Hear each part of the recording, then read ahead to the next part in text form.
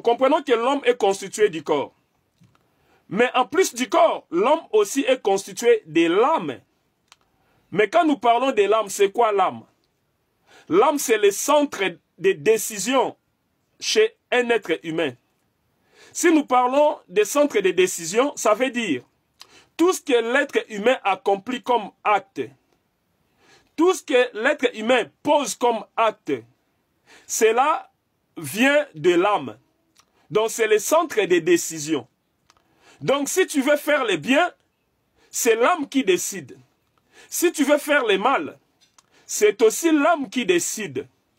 Donc nous comprenons que tout ce que le corps accomplit, cela vient de l'âme. Voilà pourquoi mon frère, ne sois pas étonné. Si tu vois quelqu'un aller voler quelque part, comprends que ce qu'il est en train d'accomplir a été commandité par l'âme, le centre de décision. Si tu vois quelqu'un commettre l'impudicité, comprends que ce qu'il est en train de faire, l'acte qu'il est en train de poser, a été décidé par l'âme. Si tu vois quelqu'un faire, je ne sais pas, toucher au fétiche, ensorceler quelqu'un, se moquer de quelqu'un, je ne sais pas, parler en mal au sujet de quelqu'un, mon frère comprend que tout cela vient de l'âme. Voilà pourquoi, mon frère, la Bible nous dit ceci. C'est de l'abondance du cœur que la bouche parle. Donc nous comprenons que tout ce que l'homme pose comme acte, tout ce que l'homme accomplit au niveau du corps, cela vient de l'âme. Voilà pourquoi, mon frère, ma soeur, nous devons savoir que l'âme est le centre de décision dans la vie d'un être humain. Donc nous comprenons que tout ce que le corps peut accomplir, cela dépend de la décision qui a été arrêtée par l'âme. Et mon frère, voilà pourquoi la Bible nous dira, l'âme qui pêche, c'est celle qui mourra. Pourquoi la Bible nous dit cela? Parce que, mon frère, nous devons savoir que sur cette terre, nous étions venus comme des pèlerins. Mais après la mort, nous allons vivre soit en enfer pour ceux-là, dont leur âme leur avait demandé de rejeter la personne de Jésus, de ne pas croire en la personne de Jésus. Toutes ces personnes dont leur âme leur avait demandé de vivre de cette manière-là, ils iront en enfer. Tandis que celles dont l'âme leur avait demandé de croire en la personne de Jésus, de marcher dans la crainte de sa parole, toutes ces personnes-là iront au ciel, ce que nous appelons communément paradis, dans les royaumes des cieux. Donc nous comprenons que, mon frère, quand la Bible nous dit l'âme qui pêche, c'est celle qui mourra, cela veut simplement dire, parce que l'être humain est constitué de trois êtres, le corps, l'âme et l'esprit, mais nous comprenons que ce soit le corps, que ce soit l'esprit, tous deux dépendent de l'âme. Donc tout ce que l'âme décide, sur cette terre, le corps l'accomplit. Et tout ce que l'âme décide aussi, après notre mort, notre esprit va le subir. Voilà pourquoi, mon frère, tu dois vraiment bien prendre soin de ton âme. Car nous avons dit l'âme, c'est le centre de décision dans la vie d'un être humain.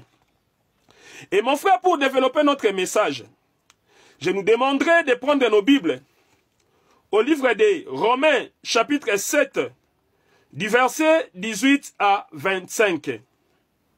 Mon frère, faute de temps, car notre live va durer 1 heure, de quoi il s'agit? Je suis en train de rappeler notre thème de ce soir, nous l'avons intitulé « La délivrance de l'âme ». Donc, si nous lisons Romains 7, 18 à 25, la Bible nous présente l'apôtre Paul, qui nous présente quelque chose. L'apôtre Paul, au travers de Romains 7, 18, 25, nous dit ceci. L'être humain sur la terre a toujours été confronté à une lutte. L'être humain sur cette terre a toujours été confronté à un combat. Mais c'est de quelle lutte l'apôtre Paul parle?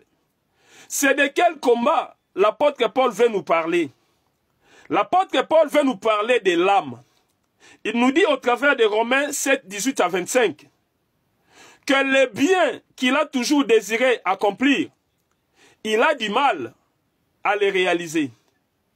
Et de l'autre côté, le mal qu'il a toujours combattu, qu'il a toujours détesté, c'est ce qu'il est en train de faire. Voilà pourquoi il va dire ceci. Qui peut me sortir de cette situation? Car j'ai envie d'accomplir les biens, mais j'ai du mal à les réaliser. Je vais abandonner le mal, mais je n'arrive pas à les faire. Donc vous comprenez, peut-être toi aussi mon frère qui me suit, tu es accroché à l'impudicité, tu es accroché au commérage, tu es accroché à la sorcellerie, à l'occultisme, tu es accroché à des différentes choses qui n'honorent pas notre Dieu. Mais consciencieusement, tu sais que cela n'est pas bien. Et tu fais des efforts pour abandonner cela. Tu n'arrives pas. Tu prends des décisions pour abandonner cela. Tu n'arrives pas. Voilà pourquoi l'apôtre Paul va dire, le mal que je hais, c'est ce que je continue de faire. Oh mon frère, laisse-moi te dire, nous sommes en train de parler de la délivrance de l'âme. Peut-être pour toi aussi, tu t'es toujours dit, je vais faire du bien. Je vais renoncer à tout ce que je fais. Je vais réparer ce qui ne va pas entre moi et mon ennemi. Mais mon frère, malgré tes meilleures intentions, malgré tes bonnes intentions, tu n'y arrives toujours pas. Voilà pourquoi